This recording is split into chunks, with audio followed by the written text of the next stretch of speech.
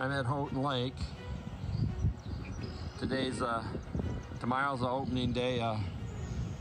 Pike and walleye and trout in lower Michigan, and trout opens in the upper, but might be a little tough in the upper as all that snow melted and the rivers are pretty high, and the creeks down here, the creeks are in great shape for trout fishing,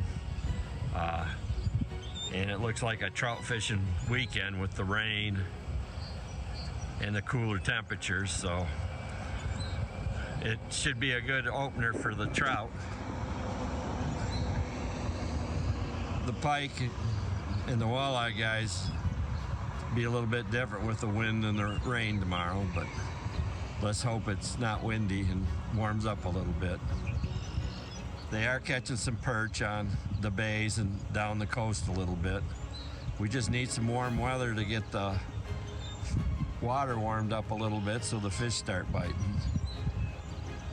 The crappie has slowed down since with all this cold weather, so hopefully it warms up and they can start catching some crappies again, running in the canals and stuff.